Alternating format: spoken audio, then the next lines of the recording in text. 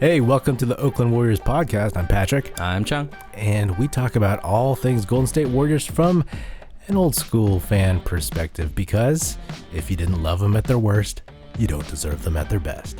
So, this is the Golden State Warriors' final season in the city of Oakland. That's right. I'm not sure how I feel about that. They're moving to San Francisco in the 2019-2020 season to the brand new Chase Center, which I saw in midst of construction a couple months ago. And how did it look? I told my friend who still lives in San Francisco, I don't want to say it. I was like, no, I don't. And he thinks he's not a big sports fan. He's like, well, we're gonna have to drive by and make a U-turn. There it is. And I was like, man. So why do you it sounds like you sound a little bit melancholy when you're talking about the move. Yeah, I think for one, I have a lot of memories of the team being in Oakland and you know, going to games there.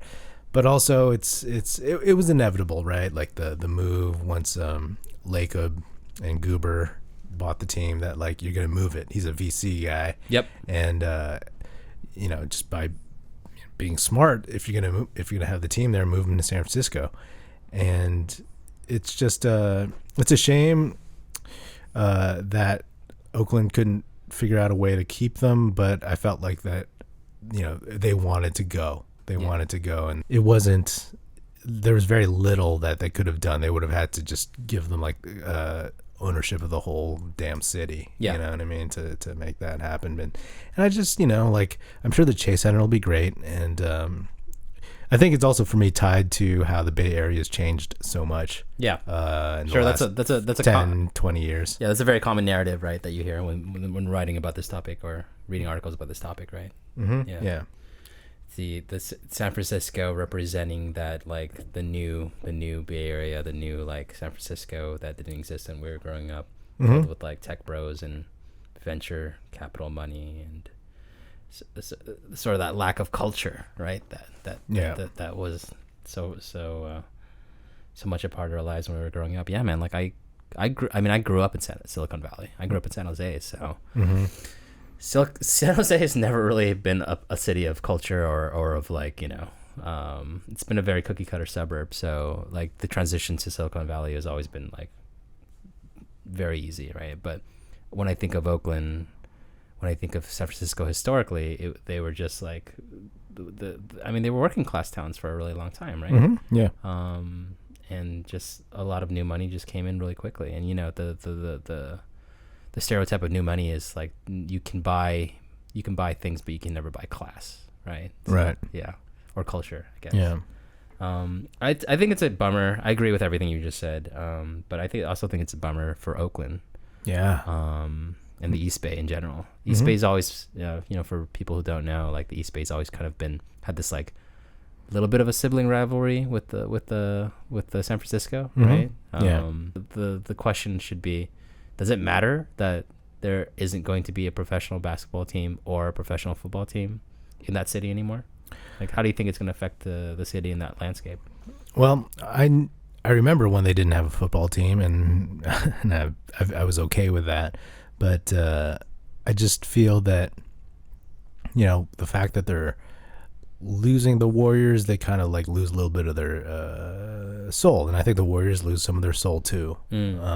People talk about like, yeah, the fans will be raucous, but even nowadays you already see like some of the fans who aren't as ridiculously rowdy, you know what I mean? Like when the Warriors were in trouble against the Cavs, they were quiet, you know what I mean? You just have people who have money and who just sit there. It sucks because like now that they're good and they're winning, they've obviously they've been to 4 finals in a row in the city of Oakland. So like I was going to say that now that they're good, they're leaving. And so like whatever tax revenue or like additional kind of like influx of income they could have gotten, it's gone now after so many years. The thing about Oakland was like, it was so central for people coming from the North Bay, the city, South Bay, further east. Right. And so like you felt like you had a nice cross section of the Bay Area going there. I feel like in San Francisco, you're just going to get a very limited type of person that gets to the games because of just the pure pragmatics of the situation of like cost of games, distance, and it's a bummer. Like I want it to turn out well, and I think it can, and it might, but to me it's a sad day that they're leaving. And like I feel that, not to sound too cynical, but I think like when they were wearing the town jerseys last season, no one else said anything about this, but like I felt like that was just, it's very transparent what they were doing, right? They were just trying to placate, and people were like, that's cool. I mean, they stole somebody else's like design, I think. Well, another thing that is interesting, I don't know if you know, but the Warriors owe the city of Oakland like a bond debt of like $40 million. Really? So when Chris Cohen was the owner, he threatened to leave if the Oracle Arena didn't get refurbished. Right. Yeah. So I think the city of Oakland, either city of Oakland or County of Alameda, they have like a weird like administrative entity or organization that manages like the Oracle Arena and also the stadium, right? The football stadium. They floated the Warriors like $140 million bond to pay for the refurbishments. Yeah, I vaguely remember. Yeah, well, anyways, they stole that money.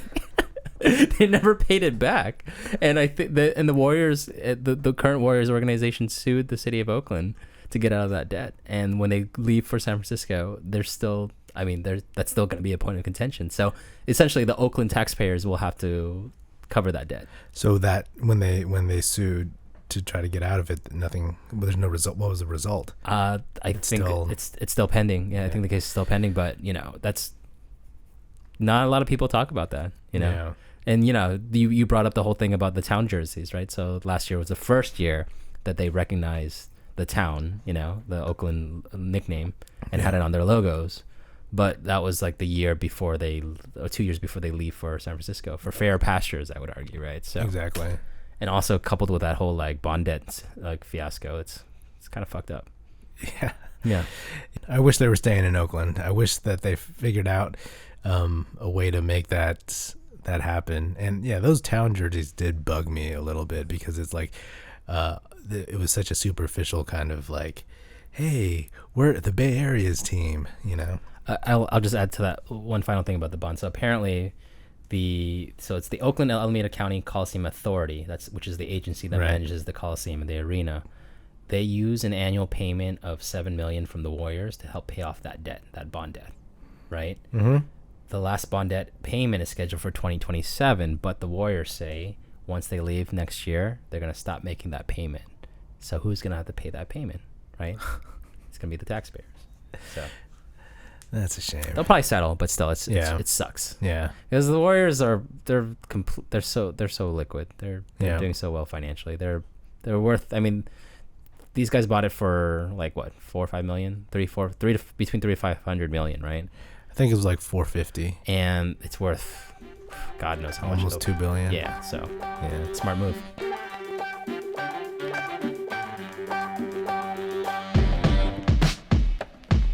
You're listening to the Oakland Warriors podcast. Do you know Oakland Warriors is a website too? OaklandWarriors.com offers a collection of Warriors t-shirts that are comfy, classy, and cool. Fit for a real Warriors fan like you. Forget basic tees and boring designs. With Oakland Warriors, you can show your team pride with those in the know. So come celebrate the new Death lineup with Steph, Clay, Draymond, KD, and Boogie. Rep the Hamptons 5 and show some love for China Clay. I have a shirt from OaklandWarriors.com. It's comfy and soft, and it reps the Dubs in a low-key but fun way. Don't believe me? Check out OaklandWarriors.com and use the code podcast at checkout for a 10% discount. Yeah, I mean, it sucks because like when they take the team to San Francisco, to their new glistening ivory tower, right? Like all of a sudden it becomes just another. It's just further distanced. Obviously, I'm very subjective, and it's like distance from my memories and my experiences. Sure. And my like, but I do think at least locally it'll lose some of its soul. Yeah, it's someone's like personality. it becomes more of a corporate kind of thing, right? Yeah. I mean, we are talking about an NBA team, but that is completely corporate. But Sure. I get what you're saying. Yeah. Yeah, Yeah. it's a bummer. I would say it's a bummer. Yeah. No more like, remember in college you just go to $7 games, like Yeah. Cheap stuff. Yeah. cheap ass games, man. Mm-hmm. When they just couldn't buy a win, and God, those games were so cheap, so easy to go to. Yeah. Just show up, buy a ticket for like $7 to $10, and you're in. Like if you're like a place you're just kind of dropping by because you weren't spending much money, you could just be like, all right, I'm gonna go somewhere else. There's only so much really terrible basketball that you can sit through, right? Yeah. Yeah. I wonder, like back in the Bay, like what the feeling is about them leaving, because who are the people that really care that they're in Oakland? You know what I mean? Is it the people in Contra Costa? Is it the people in the North Bay and Marin, Yeah, I think actually, so that lawsuit went to arbitration, and I can't seem to find anything what happened. Let's see. Yeah, so I don't know. And if it's arbitration, maybe the decision was sealed under confidentiality, so who knows? Yeah. But still a shit move. Man, you sound like you know what you're talking about. I might know a little thing about the law. I do want to see. My dad said he wants to see a game at the Chase Center. Sure, and, you should I'm take like, him. Okay, let's see what it's like. You should start saving your money now. I cannot wait to go see the Orlando Magic. Hope you like seeing Aaron Gordon, Dad. Your dad's like, who? So what are we gonna see? LeBron? Are we gonna see the Lakers? Or are we gonna see? You're like, no, we're gonna see, like the Memphis Grizzlies. You should just take him to a Kings game. It's close enough. And I heard it's a pretty nice arena. Yeah. But I've never actually been to a Kings game. I went in high school, but not in Sacramento. Not in Sacramento. I heard it's a good hang, like the new arena. Yeah, I'm sure it is. The Golden One Coliseum or Arena, whatever. Yeah. Is that like a company, or is that just the name they gave it? It's a company, dude. I think it's a bank. It's a credit union. Yeah, it's a bank. It seems very made up. What was it called before? The Sleep Center, the Sleep Train. Sleep Train Center, and before that, it was the Arco Arena. Arco, yeah. That was when they were like really good. Yeah. That was the Cowbell Nation. Yeah, and it's not the Smoothie King. Smoothie King. I've seen the Smoothie King Arena. It's pretty cool. Have you seen the Chase Center? No. Is it in Mission Bay by the Giants? By UCSF, yeah. Oh, it's by UC. Oh, that's right, because there was another lawsuit, like UCS. Yeah. There was another land dispute, right? There's always work to be had.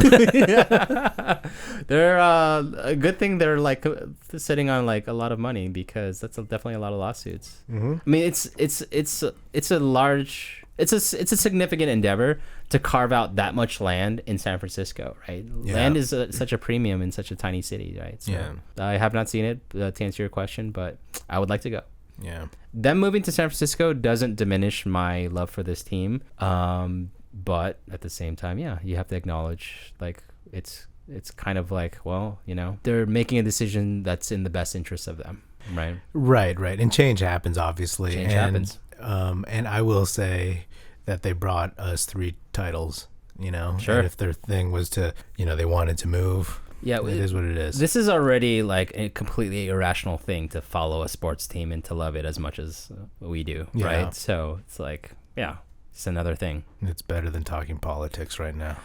Yeah, that's another podcast though, right? Yeah. So now that the Warriors are moving to San Francisco, I thought it'd be interesting to think about because the Warriors as an organization has been around in different parts of the country, right? So They originated in Philadelphia. Mm-hmm. They were in Philadelphia from 1946 to 1962. 1962, they moved to San Francisco and they became the San Francisco Warriors. Mm-hmm. And during a span of about 9 years, in 1971, they moved all over the place in San Francisco. They played at the Cow Palace. Mm-hmm. They played at the SF Civic Auditorium, the USF War Memorial. Played in San Jose at the Civic Auditorium. Yes. And then they moved to Oakland in 1971. Did you know, in 1971, the then owner, Franklin Muley, before the season started, declared that he would split the home games between Oakland and San Diego? I did not Did you know that. No. Did you also know that San Diego is Spanish for whale's vagina? That's an Anchorman reference. That's a. I haven't seen Anchorman. Oh man, we'll take that out. So did you know that? Yeah, did you know that they played a few games in San Diego that season, 1971? Man, 1971. I figure the NBA in 1971 was in a state where it was like, hey, I want to do this. Yeah, okay. It's like, hey, what do you kids want to do tonight? Do you want to go to the circus or go watch an NBA game? Right, and that was like before the really bad cocaine years of the NBA, right? Yeah. So it was such a young Which is like league. the entire 70s, right? Right. And then into the 80s, right? Well, they've been playing in Oakland since 1971. Yes, they have. That's a really long time. Yeah, it's a very long time. And so then back to San Francisco. Yeah. I mean, I agree with you. Like, obviously, like, I love this team and it's not going to change it. But even though I've lived in San Francisco and I was born in San Francisco, I'm an East Bay guy, and it'll be a bummer, but I fully understand why they're doing it. Sure. But we'll see. We'll see what happens. Someone told me that the move to San Francisco is a similar kind of movement as Kevin Durant all of a sudden deciding to sign with the Warriors, or DeMarcus Cousins. It's just like it's a front runner move, right? So going to San Francisco right now, at the height of this current tech boom, it's a front runner move, right? Yeah. So I get it. Also, the location is way better. Like it's funny. I was digging through some old photos of like when the Coliseum was built, and late 60s, early, I think it was 60s, and that was part of an era when people were moving to the suburbs, right? Still. And people were moving away from cities. Yep. And so it's like, oh yeah, like there's a lot of space here. People can just drive to the games before traffic and before. I mean, there was traffic, but like whatever, Yep. And no one. It's like, wow, you have this complex in the middle of almost nowhere. Yeah. You know what I mean? Yeah. And back then, you kind of see when they're building it, like, oh yeah, this makes sense. All this open space will have like this grand thing. So. Moving it to the heart of Mission Bay, man, where there's all this money and all this like kind of civic entertainment type Do you remember stuff. what Mission Bay was like in like the 90s? Yeah, man, I remember. Did you ever go to Mission Rock? Mission Rock or Snowdrift? These are just like really old like hip hop clubs in the mid to late 90s. I remember Mission Rock. A lot of Filipinos. Yeah, I remember my cousin who grew up in the city in the peninsula. He drove when we were in high school. He drove me through like Soma. I mean, I've been in San Francisco before, but he kind of took me through random places, and it was just all warehouses, And even when I was in film school in the early 2000s, I shot like a short film in the Mission Bay area. Okay. And there was nothing there. Was it like was it gritty or anything, or just nothing? No, there? I mean there were parts, right? Like further as you go down, was it 3rd Street? And like the first few Mission Bay UCSF buildings were there, but like everything else was just empty. And then I went there recently, and it was like, whoa, dude, this place is full of apartments and businesses and all this crazy stuff. Yeah, that is an interesting point you brought up about like the movement to the suburbs, and then. Now it's like everyone wants to live in the city again. If things really go in cycles, man, we should just buy like stuff in like all the way out in the deepest burn. Yeah. I'm gonna go drive through Rancho Cucamonga in Fontana, in Colton, other parts of San Bernardino County. Anyway, I look forward to seeing what the future holds for the Warriors in the Chase Center, because I think they've had 4 amazing years, and then this will be their potentially 5th year, knock on wood, going to the finals. Are they gonna be on the downside of things? You know what I mean? They're still like kind of at the peak. You know what I mean? Yeah. We'll see what happens in San Francisco. Yeah, we will see what happens. All right, thanks for tuning in to the Oakland Warriors podcast. This is Patrick. This is Chuong. Peace. See ya. Music in this episode provided by Paper Sun. Special thanks to Jeff Oakey as well as Paul Amardo for production support. See you next time, and go Dubs.